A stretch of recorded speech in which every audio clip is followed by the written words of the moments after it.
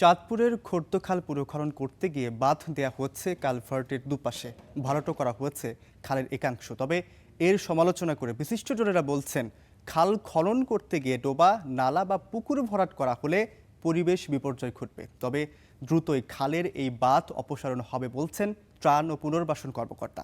বিস্তারিত কাদের পলাশের প্রতিবেদনে। চাঁদপুরের খোর্দখাল প্রায় ৪৮ বছর আগে এটি খনন করেন শহীদ প্রেসিডেন্ট জিয়াউর রহমান।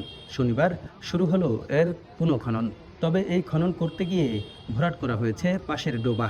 এই ঘটনা গ্রহণযোগ্য নয় বলছেন বিশিষ্টজনেরা। আমি প্রত্যাশা করব খাল খননটা যেন খাল খননের মতোই হয়। অন্যের জমি নষ্ট করা যাবে না, ডোবা নষ্ট করা যাবে না, অন্য জলজ যে অংশটি আছে সেটাও নষ্ট করা যাবে না। অর্থাৎ পানি প্রবাহটাকে নাব্য রাখতে হবে, তাহলে খাল খননের সার্থকতা আসবে। এই খাল খননের মাটি দ্বারা পার্শ্ববর্তী ডোবাগুলো ভরাট করে দেওয়া হয়েছে। এটা অবশ্যই পরিবেশের জন্য অত্যন্ত ক্ষতিকর।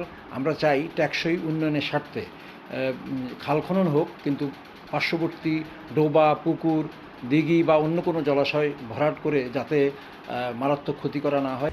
একটি ভালো কাজের জন্য আরেকটি ক্ষতির পক্ষে নয় পরিবেশ অধিদপ্তরও। নদীর স্বাভাবিকতাকে বজায় থাকে, সেজন্য যে খাল বা নালা যেটাই হোক না কেন, এর যে স্বাভাবিক প্রবাহ রাখা এটা অবশ্যই থাকার দরকার। এটা পরিবেশ এবং প্রতিবেশ ব্যবস্থার জন্য এটা খুবই প্রয়োজন। এই খাল খননের কাজ করছে চাঁদপুর ত্রাণ ও পুনর্বাসন কার্যালয়। তারা বলছে, অনুষ্ঠান সফল করতে দ্রুত কিছু পদক্ষেপ নেওয়া হয়েছে। যত দ্রুত সম্ভব এই সমস্যার সমাধান করা হবে। খালের যে জায়গা, এই জায়গা আমরা আবার কর্তন করে ফেলবো। আর খালি জায়গায় এগুলোর সম্বন্ধে আমার আইডিয়া নাই। ওই ব্রিজের নিচে একটু বাদ দিচ্ছি আমরা, যাতে ওই যে পানিটা শুকানো যায়, প্রধানমন্ত্রী যাতে উদ্বোধন করতে পারে, এগুলো আবার একটা ফেলবো।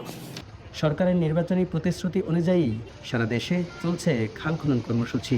এর প্রধান লক্ষ্য কৃষির উৎপাদন বৃদ্ধি করা। কাদের পলাশ, স্টার নিউজ, চাঁদপুর।